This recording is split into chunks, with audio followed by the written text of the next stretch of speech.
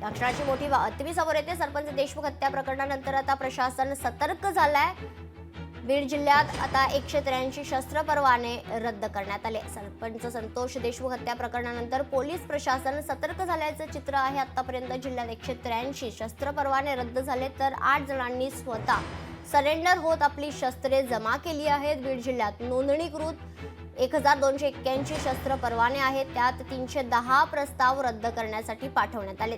यावर कार्यवाही करत आतापर्यंत 183 शस्त्र रद्द करण्यात आलेली असून 127 शस्त्र परवाने रद्द होणार आहेत। विशेष बाब म्हणजे जिल्ह्यात यांच्याकडे परवाना आहे, त्यांचे सर्वेक्षण सुरू असून पोलीस कर्मचारी घरी जाऊन परवानाधारक शस्त्र हाताळण्यास सक्षम आहे का, तो जिवंत आहे का याची खात्री करतायत। यात अनेक जण मयत असल्याचं समोर आलंय, त्यांचा आकडा देखील 118 असल्याचं समजते। त्यामुळे आता हे सर्व परवाने रद्द केले जातील।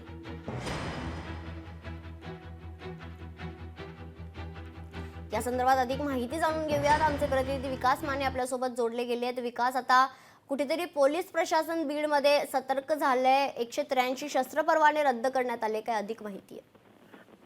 सरपंच संतोष देशमुख हत्या प्रकरणानंतर बीड जिल्ह्यातील कायदा आणि सुव्यवस्थेचा प्रश्न जो आहे तो गंभीर बनला होता आणि याचीच गंभीर दखल जी आहे ती आता पोलीस प्रशासनासह जिल्हा प्रशासनाने घेतल्याचं देखील पाहायला मिळत आहे। पोलीस अधीक्षकांच्या नंतर जो प्रस्ताव देण्यात आला होता त्याच अनुषंगाने जिल्हाधिकाऱ्यांच्या माध्यमातून सध्या जी आहे ती सुरू झाल्याची आपल्याला पाहायला मिळत आहे। बीड जिल्ह्यामध्ये जवळपास 183 शस्त्र परवाने जे आहेत ते रद्द झालेले आहेत आणि 127 परवाने जे आहेत ते रद्द होणार आहेत।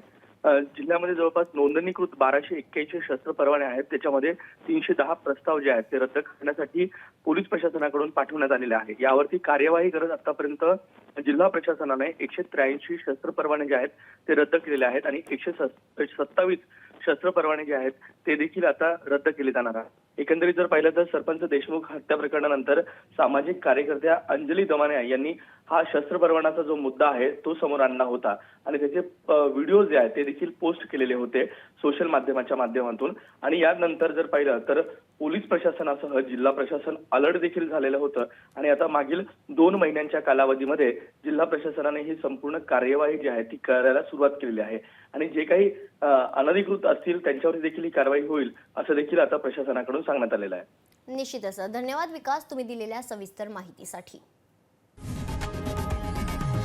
लोकशाही मराठी ऐका, पहा, जागरूक रहा।